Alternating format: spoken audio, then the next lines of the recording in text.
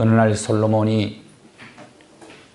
왕이 현자들에게 질문을 던지게 됩니다. 위로부터 오는 복 중에서 가장 큰 복은 어떤 복이냐? 하늘로부터 주어지는 축복 중에 가장 큰 복이 무엇입니까? 라는 질문을 던졌습니다. 현자 호마가 이렇게 대답을 했습니다. 왕이시여, 그것은 바로 부귀입니다. 부귀입니다. 요즘으로 말하는 돈입니다. 그렇게 대답을 했습니다. 솔로몬 왕이 다시 묻습니다.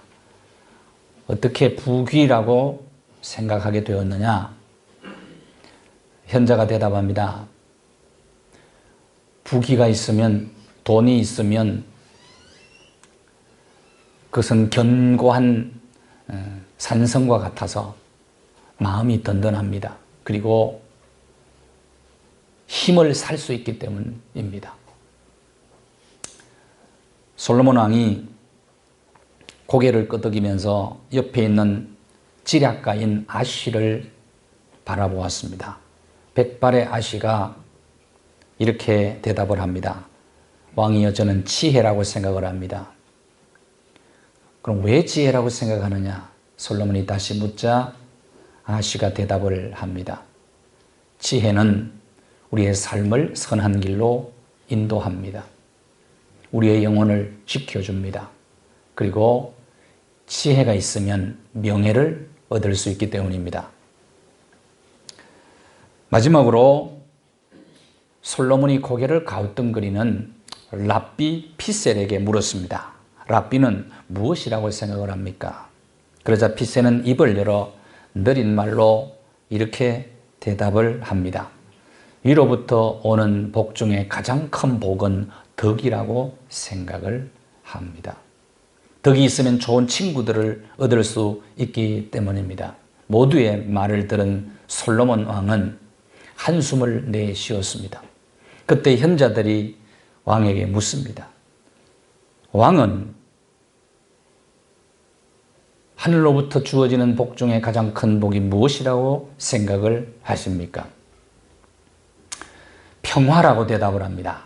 평화. 내가 아무리 돈을 많이 가지고 있어도 근심 걱정에 매여 있다면 그것이 무슨 소용이 있겠나? 내가 궁궐에 산다고 할지라도 무슨 낙이 있겠나? 지혜가 중요하다고 하지만 나이가 많아지면 정신이 오락가락 하는데 그것도 무엇이 유익하겠느냐? 무익하겠느냐? 덕을 쌓는 것 참 중요하고 좋은 친구들도 중요하지만 내가 내 마음도 때로는 잘 못 다스리는데 어떻게 덕을 많이 베풀 수 있겠나? 그러니까 먼저 마음에 평화가 있어야 된다. 그렇게 대답을 했다고 합니다. 예수님께서 우리에게 평강과 평화를 주시기 위해서 이 땅에 오셨습니다. 예수님이 사람의 몸을 입으시고 이 땅에 오셨을 때에, 아기 예수로 오셨을 때에 하늘에서 천사들이 부른 노래입니다. 누가복음 2장 14절입니다. 평화를 노래합니다. 평화, 천사들의 노래입니다. 인류가 가장 원하는 것이 무엇일까요? 예수님은 그걸 주러 오셨는데 그것이 바로 평화입니다. 사람들은 그토록 평화를 원하는데 이 세상에는 진짜 평화가 없습니다.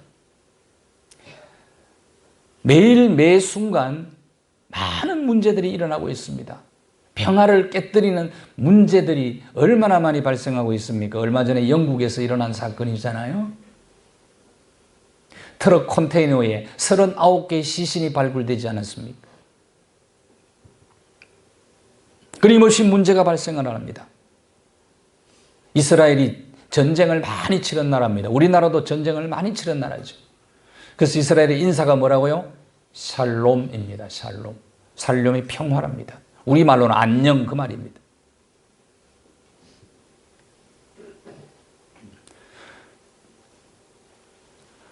부활하신 예수 그리스도께서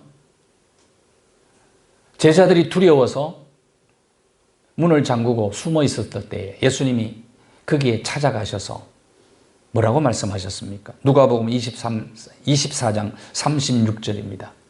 너희에게 평강이 있을지어다. 염려와 근심과 두려움에 부들부들 떨고 있는 제자들에게 예수님께서 평강이 있을지어다 라고 말씀을 하셨습니다. 돈은 편리함을 줍니다. 그런데 돈이 우리에게 진정한 평화를 주는 것은 아닙니다. 오히려 돈이 너무 많으면 그 돈을 지키기 위해서 너무 불안한 겁니다. 지금 오늘 여러분이 집에 현금 50억을 두고 왔다 그러면 오늘 예배가 제대로 안 될 거예요. 누가 훔쳐갈까 봐. 옛날에 그 1970년대에 신문로에 부자들이 굉장히 많이 살았어요. 광화문 신문로에.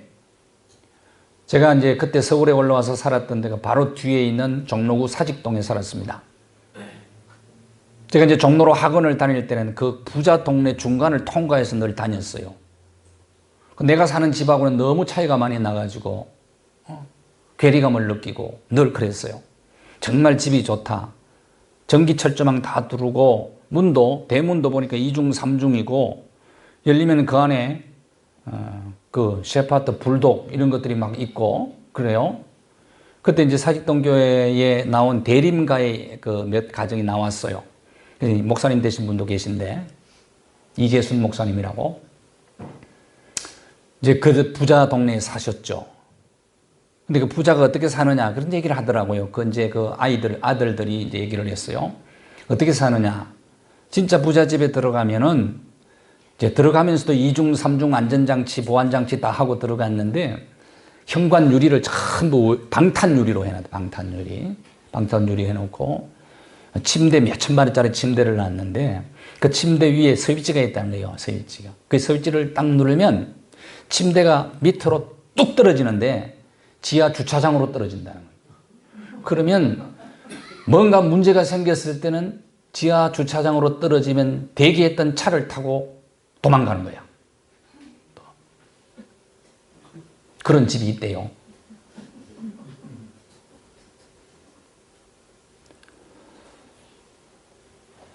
자, 돈이 진짜 평화를 주는 것 아니에요. 편리함은 줍니다. 권력이 평안을 줍니까? 서울을 지키는 수도경비사령부가 2개 사단이 있어요. 서울을 지키고 청와대를 지켜요. 청와대는 또 경호처가 또 있어요. 경호처가. 김영삼 대통령, 이명박 대통령은 한 분은 충녕교회 다니고 한 분은 소망교회 다녔어요. 그런데 주일날 자기 교회 안 갔어요. 못 가요. 그거 왜 그러냐? 대통령이 교회 오면은 경호원들이 많이 따라와야 돼. 그러니까 교인들도 불편하고 본인도 불편하고 교회 못 오는 거예요.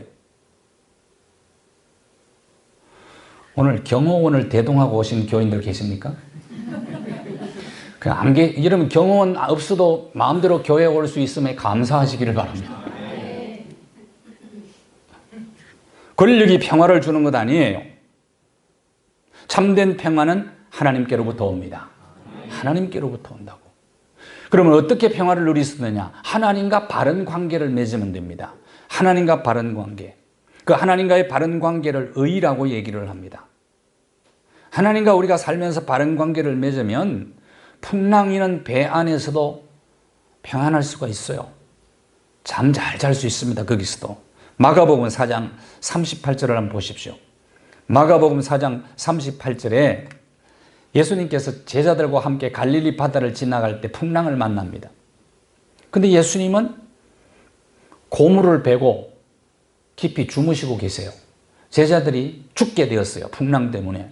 그때 예수님 깨우면서 우리 죽게 되었는데 예수님 왜 안 깨우셨습니까? 풍랑 속에서 고요. 이것이 성경이 말하는 평안입니다. 평안. 남들은 다 죽는다고 이리 뛰고 저리 뛰고 난리인데 편안해. 이것이 하나님께로부터 온 평화예요. 하나님께로부터. 하나님과 바른 관계를 맺으면 이런 평화를 누릴 수가 있어요. 환경을 초월하는 평화를 누릴 수가 있습니다. 베드로가 복음 전하다가 감옥에 들어가요. 베드로 지키려고 군인들이 보초를 얼마나 철저히 썼는지 모릅니다. 통 같은 보초를 서고 있는데 베드로가 이제 그 밤에 내일 죽을지도 몰라 재판받고. 그런데 베드로가 깊이 잠을 잤다고 그래요. 사도행전 12장에 보니까 깊이 잠잤는데 천사가 이제 베드로 구출하려고 천사가 방문을 했어요. 감옥에 방문했는데 베드로가 너무 깊이 잠을 자고 있으니까 아마 코를 골며 잤는지도 모르겠어요. 자는데 그냥 아마 천사가 말로 처음에는 깨운 것 같아요. 야 베드로야 일어나라 일어나라. 그러나 너무 깊이 자가지고 안 일어나니까 성경에 보니까 옆구리를 찔러서 깨웠다고 그랬어요. 얼마나 깊이 잠잤으면. 내일 죽을지도 모르는데 오늘 어떻게 그렇게 깊게 잠잘 수 있습니까? 천사가 이제 데리고 나갑니다. 데리고 나가는데 베드로가 뭐라고 표현했느냐면 생신지 꿈인지 모르겠다 그러고 나가는데 그때 베드로와 천사가 딱 문 앞에 서면은 그때 자동문이 있었어. 다 그냥 열려요. 열려서 나갔는데 길을 한참 가다가 천사는 떠나갔는데 정신을 전체 차리고 보니까 진짜 잠이 그때 깬 거야. 깨고 보니까 내가 천사 인도를 받아서 나왔다. 베드로가 그만큼 깊게 잠잤다 그 말이에요. 여러분, 내일 죽을지도 모르는 사람이 어떻게 그렇게 깊이 잠잘 수 있느냐? 이 평화가 하늘로부터 오는 평화입니다. 하나님과 바른 관계를 맺으면 언제든지 감옥이든지 풍랑 속이든지 환경을 초월해서 우리의 이성을 초월하는 하나님의 평강이 우리와 함께 하십니다. 함께 하신다고. 하나님과의 관계. 사람이 하나님과의 관계가 깨어지면요, 불안해져요. 그럼 하나님과의 관계를 뭐가 깨뜨리느냐? 죄가 깨뜨리는 거예요, 죄. 잠언 28장 1절을 같이 한번 읽어볼까요? 잠언 28장 1절 시작.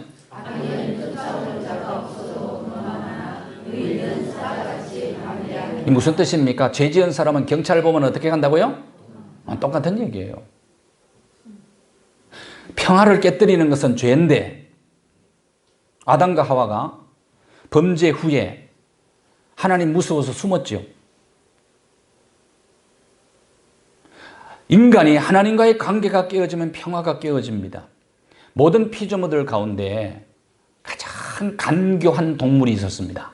그 동물의 이름이 무엇이라고요?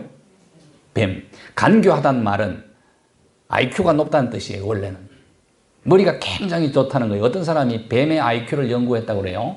뱀의 IQ가 어느 정도 될 것 같아요, 여러분 생각할 때? 천재가 한 150, 한 160, 80 되면 뭐 천재, 그때부터 천재죠. 자, 그렇다면 뱀의 IQ는 어느 정도 될까? 뱀의 IQ가 1000이랍니다. 1000. 어떤 사람이 그런 것도 연구했더라고. 1000인데 그러니까 범죄 이전에 아담과 하와를 시험하고 넘어뜨릴 만큼 머리가 좋았다. 이제 그렇게 연구한 거예요. 그러면 성경이 아니니까 참고하시기를 바랍니다. 어쨌든 그렇게 해서 이제 유혹을 하잖아요. 하와를 유혹할 때 접근을 해가지고 어떻게 접근합니까? 야, 하나님이 정말 동산 모든 과일을 먹지 말라고 했냐? 딱 질문부터 달라요. 질문부터. 그때 이제 하와가 뭐라고 대답합니까? 아니야. 다 먹지 말라고 한 것은 아니고, 먹지 말라는 게 있었다. 그거에 먹지 말라는 게 이제 약간 불만을 표시해요. 하와가 불만을. 하나님이 다 못 먹게 한 것에 대한 불만을 표시합니다. 그러면 먹으면 죽는다고 했습니다. 그랬더니 뭐라고 그래요? 절대로 안 죽는다. 그러면서 하와가 말을 덧붙이죠. 하나님은 먹지 말라 그랬는데 하와가 말을 덧붙입니다. 먹지도 말고 만지지 말라. 머리가 좋으니까 뱀이 여자의 마음을 너무 잘 읽어요. 여자는 말을 보태는 기질을 가지고 있다. 이걸 아는 거예요. 그러니까 먼저 아담보다는 여자에게 접근을 한 거예요. 그래서 접근을 한 거예요. 이 말을 보태면 안 됩니다, 여러분. 뭐든 그대로 전해야 돼. 언제든지. 그냥 교인들 가운데 이제 가끔 그런 사람이 있어요. 목사님, 누가 뭐라 그래, 누가 뭐라고 그래. 보니까 자기 말이야. 자기 말. 보태면 안 됩니다, 그거는. 절대로.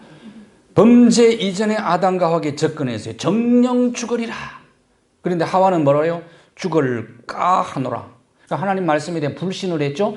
불만과 하나님 말씀에 대한 불신을 가지면 그때부터는 시험이 와요. 시험이 찾아오게 돼 있어요. 응? 그래서 사탄이 뭐라고 그래요? 하와에게 절대로 안 죽는다. 먹어도. 먹으면 눈이 밝아져서 네가 하나님처럼 되고 선악을 분별할 줄 알기 때문에 하나님도 못 먹게 한 거야. 그렇게 얘기해요. 사탄의 그 얘기를 듣고 보니까 너무 또 먹고 싶은 거예요. 보니까 선악과를 보니까 먹음직도 하고 보암직도 하고 지혜롭게 할 만큼 탐스럽기도 하고, 그러니까 안 먹고는 못 견뎠어요. 그래서 먹었죠.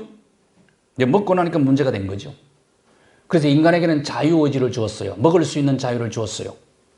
자유의지가 하나님 주신 최고의 선물이에요. 근데 문제는 내가 선택한 것에 대해서 책임을 져야 되는 게 인간입니다. 동물들은 자기가 행동한 것에 대한 책임 안 져도 돼요. 강아지가 뭐 잘못한 것에 대해 강아지 두드러기 패면서 네가 책임지라 그래요? 그런 거 없어요. 사람은 책임을 져야 돼. 사람은 책임을 져야 돼. 이게 자유의지를 하나님이 고귀한 선물로 주셨기 때문입니다. 자, 먹고 나니까 책임져야 되잖아요. 먹고 나니까 문제가 된 거예요. 죄의 속성을 아셔야 됩니다. 먹기 전에는 먹음직하고 보암직하고 지혜롭게 하면 탐스럽고 너무 멋있게 보여요. 죄 짓는 게 달콤해 보여요. 그런데 먹고 나면 문제가 되는 거예요. 먹고 난 다음에 다시 남편을 찾아가가지고 여보, 부탁이 있어. 뭐야? 당신 부탁이면 내가 다 들어주지. 죽을 수도 있어. 네 부탁이라면. 선악과 먹어 그래요, 남편한테. 깜짝 놀라면 아니요, 하나님 먹으면 죽는다고 그랬어. 그랬더니 여보, 나 당신 사랑해? 뼈 중에 뼈, 살 중에 살이라고 고백했는데 거짓말이지? 아내의 등살에 못 이겨서 먹었어요. 먹었어. 아담이 먹다가 하나님 말씀이 생각이 나서 죽을까 하노라. 보다 죽는다. 정녕 먹으면 죽는다. 이 말씀이 생각가지고 깜짝 놀래가지고 먹다가 목에 걸려버렸어요. 그래서 남자들에게는 아담 애플이 있습니다. 아담 애플. 근데 여자는 삼켰어요. 남자와 여자는 다릅니다. 달라도 너무 다릅니다. 선악과를 삼킨 사람하고 선악과 걸린 사람하고 같을 수가 있습니까? 그래서 전혀 다른 존재예요, 남자와 여자가. 그래서 부부가 살면서 전혀 다르니까 이해를 못할 때가 너무 많아. 삼킨 자와 걸린 자의 차이점입니다, 그게. 아담과 하와가 한국 사람 조상은 아니었던 것 같아. 그 왜 그러냐? 한국 사람은 뱀을 잡아먹었겠죠. 어쨌든, 예. 아담과 하와가 먹고 나니까 자신이 벌거벗은 걸 알고 어떻게 했어요? 무화과 나무로 부끄러운 걸 가리려고 했어요. 그런데 안 되는 거야. 햇빛 나면 소용없어. 그래서 하나님께서 짐승을 잡아 피를 흘려 가죽옷을 만들어 지어 입혀요. 이게 어린 양 대신 예수 그리스도께서 십자가에 피 흘려 돌아가시기 4000년 전에 미리 주신 복음입니다. 복음. 하나님의 어린 양이 이 땅에 오셔서 피를 흘려서 죄의 문제를 해결해주고 하나님과 깨어진 관계를 회복시켜 주시는 그 복음을 4000년 전에 주님이 보여주신 거예요. 하나님이. 죄 문제는 이렇게 해결하는 거다. 죄 문제 해결 방법, 요한일서 1장 9절입니다. 만일 우리가 우리 죄를 자백하면 저는 미쁘시고 의로우사 우리 죄를 사하시고 예수 그리스도를 구세주로 믿고 죄를 인정하고 고백하면 죄 문제가 해결되어서 하나님과의 관계가 회복되는 겁니다. 그래서 사도들이 사도행전 3장 19절에 보면 복음을 전한 메시지의 내용이 뭡니까? 회개하고 죄 없이 함을 받으라. 예수 그리스도를 구세주로 믿고 그러면 새로운 날이 도래하게 될 것이다. 오늘 종교개혁주일이에요. 한국 사회가 개혁해야 될 게 너무 많아요. 지금. 한국 교회도 마찬가지입니다. 미국이 위기를 맞았어요. 지금. 기독교. 미국은 원래 기독교인이 77% 이상 됐었어요. 2015년 통계에 의하면. 미국이 청교도가 세운 나라 아닙니까? 대통령이 취임할 때는 성경 위에 손을 얹고 목사의 기도를 받고 취임 선서를 합니다. 그리고 미국 달러에 무슨 내용이 적혀 있습니까? In God we trust 이렇게 되어 있습니다. 우리는 하나님을 믿는 사람들입니다. 돈을 안 믿고 우리는 하나님을 믿는다. 그런 나라가 지금은 개신교 인구 49% 떨어졌어요. 종교 없다 하는 사람이 20몇 프로 나왔어. 미국에. 다음 세대에 큰 문제가 지금 생겼습니다. 미국. 우리 한국은 어떻습니까? 지금 계속해서 기독교 인구가 떨어지고 있고요. 떨어지고 있고. 그러니까 탈교회, 탈종교. 교회는 예수는 믿는데 마음으로. 근데 교회 안 나가는 사람이요. 19.8%예요. 자, 신자가 1000만 명이라고 한다면 19.8%면 약 한 200만 명 정도 되는 거예요. 이런 사람. 교회가 개혁돼야 됩니다. 교회가. 개혁은 뭐로 이루어집니까? 회개로 이루어지는 거예요. 삶을 고쳐야 돼요. 그러면 하나님과의 관계가 회복이 돼요. 회복이 되면 이 땅에 평화가 임하는 것입니다. 진정한 평화는 그래서 임하는 거예요. 모든 지각에 뛰어난 하나님의 평강이 너희 마음과 생각을 지켜주시리라. 여러분의 심령에 먼저 이 평화가 임하기를 바랍니다. 우리들의 가정마다 그리고 교회마다 이 나라 이민족 위에 이 평화가 임하기를 바라는 겁니다. 지금 우리나라 갈기갈기 찢어져 있잖아요. 걸핏하면 강화문에서 모이고 서초동에서 모이고 끊임없이 모이고 있잖아요. 찢어진 모습이에요, 이거는.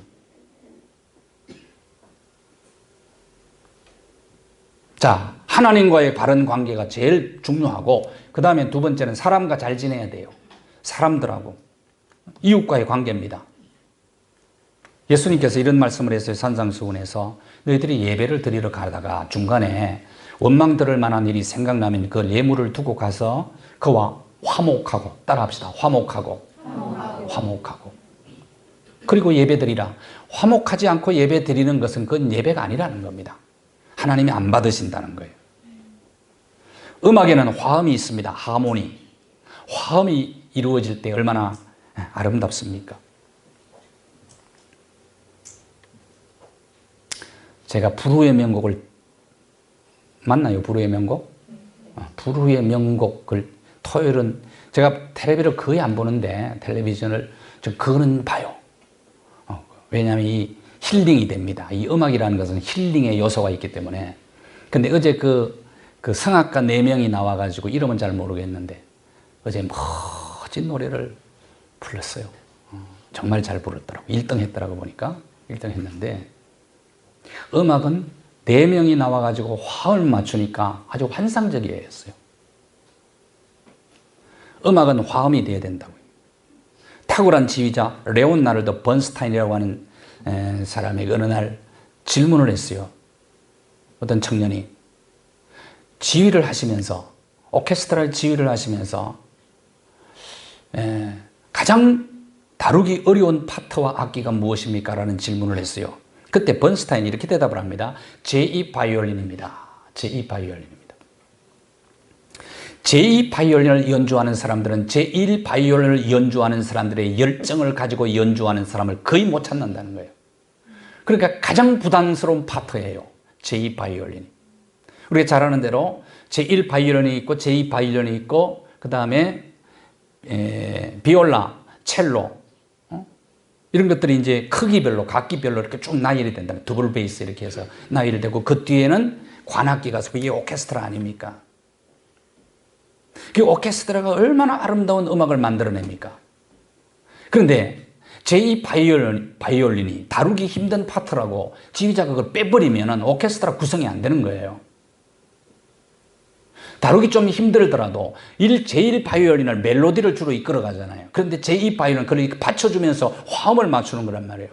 그러니까 그 역할을 하는데 거기서 이제 좀 부담스럽다, 힘들다 그래도 빼버리면 안 된다 이 말이에요. 우리가 인간관계도 그렇다는 거예요. 좀 다루기 힘든 사람들이 있어도 그 사람들을 다 아울러야 되는 거예요. 아울러요. 그래서 색깔은 조화가 이루어져야 돼요. 조화. 음은 화음이 이루어져야 되고 조화. 7가지 색깔이 조화를 이룰 때 얼마나 아름답습니까? 사람은 화목해야 됩니다. 사람은 서로 화목해야 돼요. 하나님이 사람을 각각 다르게 만드셨어요. 각각 다르게 만들었어요. 생김새가 다 다르지요. 왜 그렇게 만들었을까요? 75억이 넘는데 얼굴 똑같은 사람은 한 사람도 없습니다. 이유가 있습니다. 하나님께서 기계로 제품을 찍어내듯이 똑같은 키, 똑같은 몸매, 똑같은 생김새로 사람들을 일률적으로 다 같이 찍어냈다고 하면 어떤 일이 발생할까요? 생각 안 해보셨죠? 남편, 아내를 구분할 수 있을까요? 없을까요? 제일 문제는 그겁니다. 심각한 문제들이 계속해서 발생합니다. 그래 되면은. 그러니까 하나님을 다 다르게 지은 것에 대해서 감사해야 돼요. 왜 그러냐? 다르게 지은 것들이 서로 조화를 이루며 화목할 때 거기서 아름다움이 만들어지는 거예요. 아름다움. 그래서 그렇게 지은 겁니다. 얼굴도 한번 보세요. 얼굴에 눈이 있고 코가 있고 입이 있고 눈썹도 있고 귀도 있고 다 있어요. 근데 이게 절묘하게 또 조화를 이루고 있습니다. 눈썹이 아무것도 아닌 것 같은데도 여러분 눈썹이 얼마나 중요한 방파제 역할을 하는지 아십니까? 방파제 역할을 잘 합니다. 땀이 흘러내려오면 눈썹이 없으면 문제가 돼요. 근데 요새 눈썹을 싹 미는 분들이 있어요. 그래서 민둥산을 만드는 분이 있는데 창조의 원리를 몰라서 그래요. 그러니까 그냥 두시는 게 좋습니다. 어쨌든 창조의 원리, 하나님의 디자인하신 대로 사는 것이 사실은 가장 좋거든요. 눈은 어떻습니까? 눈동자가요 아주 묘합니다. 그래서 밝은 데 가면 동공이 커지고 어두운 데 가면 아직 거꾸로 했네. 밝은 데 가면 동공 작아지고 어두운 데 가면 커지고 이게 그냥 여러분이 손으로 안 해도 자동으로 되지요. 예? 그리고 먼지가 들어오면 눈물샘에서 갑자기 눈물을 보내가지고 싹 씻어내죠. 콧구멍이 왜 두 개일까요? 어떤 분이 그러더라고요. 감기 들렸으면 한껏 막히면 한쪽에 숨 쉬라고 그렇다고 하더라고요. 콧등이 왜 있습니까? 콧등. 안경 끼라고? 멋있게 보이라고? 생각해 보세요. 콧등이 없이 콧구멍만 두 개 딱 뚫렸다고 생각해 보세요. 굉장히 추중한 모습 아닙니까? 참고로 해골은 콧등이 없습니다. 예. 절묘하지요? 그러니까 하나님이 지으신 모든 것들은 신묘막측한 거예요. 신묘막측한 거예요. 그러니까 다 다르게 지었는데 서로 조화를 이룰 때 아름다움이 있는 거예요. 그래서 우리를 다르게 지은 거예요. 노래도 다 잘하는 건 아니잖아요. 노래 잘하는 사람이 있고 그림 잘 그리는 사람이 있고 운동 잘하는 사람이 있고 그러니까 내가 하는 대로 하라고 그러지 말아요. 남한테. 그 사람은 그 사람의 기능과 역할이 있는 거예요. 우리 몸의 지체들이 다 기능이 다 다르잖아요. 다 다른 것처럼 그러니까 나 하는 대로 해야 나하고 다르게 하는 것을 틀리다고 얘기하지 말아요. 다름입니다. 그 다름을 존중할 줄 알아야 되는 거예요. 요새 그런 말이 있어요. 엄마가 하라는 대로 하면 그 아이는 성공하지 못한다. 무슨 말인지 알겠어요? 엄마가 옛날에 공부하던 대로 하면 안 돼. 엊그제도 보니까 그 게임 대회가 있더라고요. 고등학교에도 보니까 방과 후에 부산의 어느 고등학교 방과 후에 과학실에서 했는데 축구 게임이더라고요. 고등 팝팝 게임인데 아프리카 TV 넥슨이 공동으로 만들었는데 축구 게임인데 파파 온라인 4라는 실력 겨루기를 고등학교 대표들이 모여서 하는 거예요. 요새는 그런다는 거예요. 무조건 아이들에게 게임하지 말라 그렇게 얘기하는 선생님이 거의 없다는 거예요. 지금 4차 산업혁명 시대입니다. 그러니까 나처럼 하라 그러지 말아요. 나처럼 하라. 누구든지. 각각 다른 거예요. 다양성 속에 통일성이 있거든요. 달라도 우리는 다 다르지만 그리스도 안에서 우리는 통일될 수가 있어요. 조화를 이룰 수가 있어요. 하나 될 수 있어요. 아멘 할 때까지. 화목할 수 있어요. 평화할 수 있어요. 그래서 환상의 조화를 이룰 수가 있습니다. 옆에 분에게 합시다. 당신은 나의 환짝입니다. 환짝이 뭐죠? 환상적인 짝꿍입니다. 그래요. 우리 조화를 이루면 아름다움의 극치를 만들어낼 수가 있는 거예요. 다르기 때문에 그게 가능한 거예요. 다르기 때문에. 그래서 우리는 인간관계가 좋아야 돼. 서로를 사랑하고 서로 사이가 정말 좋아야 됩니다. 그럴 때 평화가 있는 거예요. 평화. 진짜 평화는 그 평화입니다.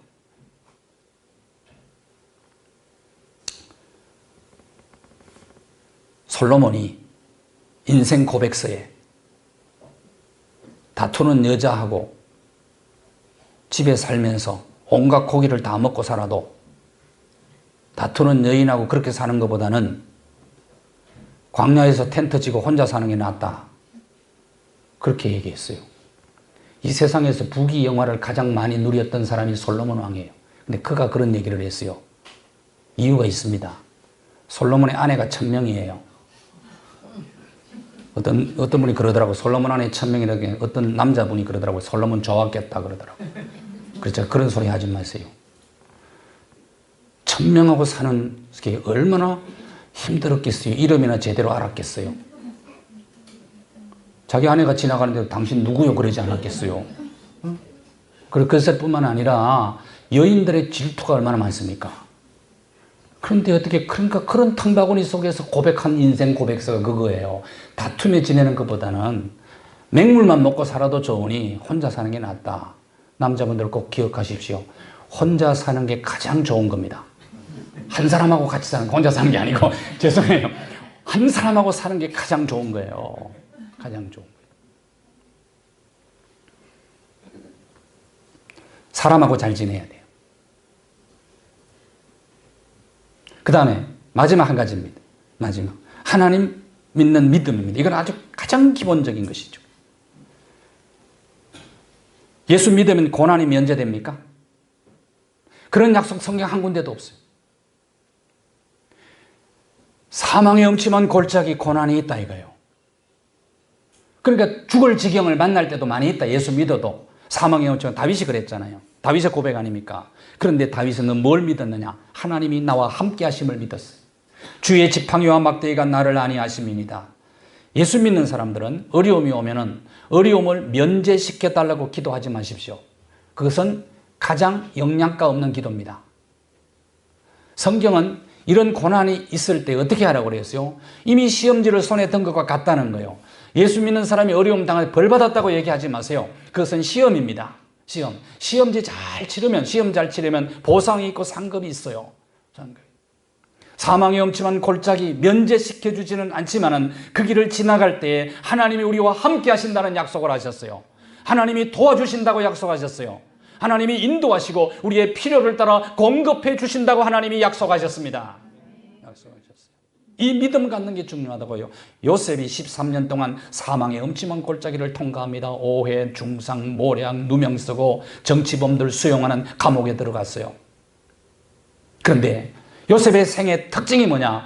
하나님이 요셉과 함께 하심에 계속 그 말씀을 하세요. 창세기를 보면 요셉과 하나님이 함께 하심에 형통하게 되어 노예 생활할 때도 형통, 감옥에 들어가도 형통.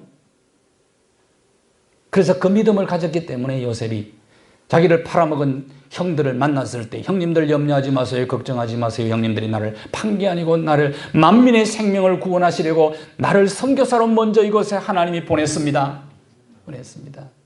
한 번도 원망하지 않았어요. 불평하지 않았어요. 의심하지도 않았어요. 이것이 하나님을 믿는 사람입니다.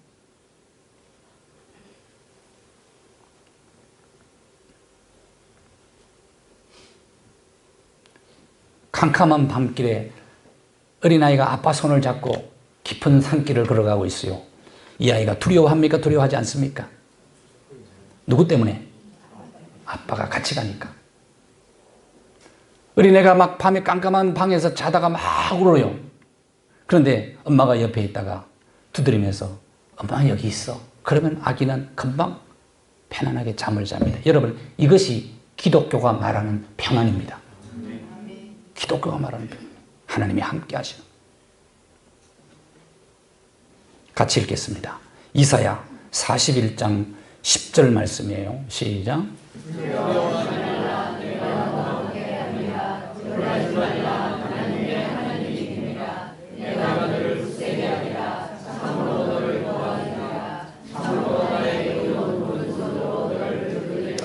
이 약속의 말씀을 믿으시기를 바랍니다.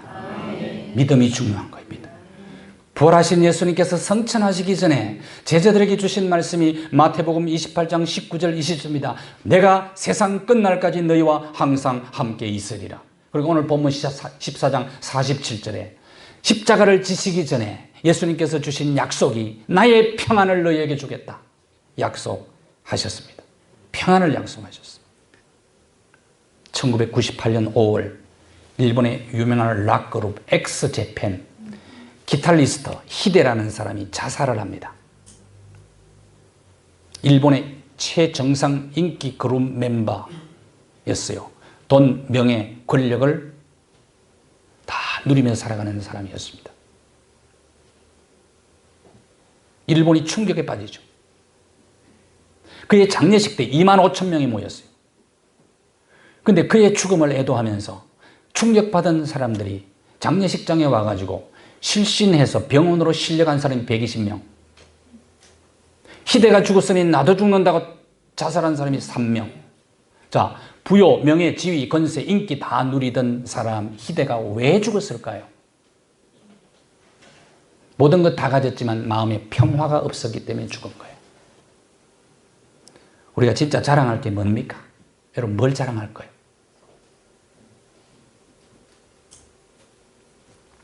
지난 5월에 이 사진이 화제가 된 적이 있습니다. 여기 어딜까요? 히말라야 정상입니다. 어느 산악 여행사가 여행 상품을 하나 만들었어요. 히말라야 정상의 기념사진 찍는 겁니다. 아마추어 등산객들에게. 근데 이 사진 찍으려고요, 얼마나 많은 사람이 왔는지, 신청을 했는지. 히말라야 정상에서 여기 늘어서 있는 줄 길이가 300m예요. 늘어서 있어요. 정상 바로 아래서 일주일 동안 몇 시간씩 지체하다가 이제 일주일 동안 탈진과 고산병으로 죽은 사람이 10명입니다. 1인당 경비가 얼마냐? 8천만 원. 근데 왜 정상에서 사진을 찍느냐고 물었더니 이유는 단 하나. 정상에서 기념사진 찍은 거 자랑하려고. 8천만 원을 내고. 자, 8천만 원을 내고 죽음의 위험을 무릅쓰고 왜 이 일을 하냐 이 말이에요. 무엇을 자랑합니까, 여러분은? 어떤 사람은 돈 자랑해요. 어떤 사람은 권력을 자랑하고 명예를 자랑하고, 어떤 사람은 높은 사람하고 자기가 친분이 있다는 걸 자랑하고, 어떤 사람은 지식을 자랑하고 자식을 자랑하고 자랑을 많이 합니다. 성경은 이렇게 얘기해요. 하나님 아는 것 자랑해라. 하나님은 자비와 사랑과 공의와 정의로 이 땅을 통치하시는 하나님이다. 이분을 자랑하라. 이분을 아는 것을 자랑하라. 그리고 주님이 주신 내 마음속에 있는 평화를 자랑하라.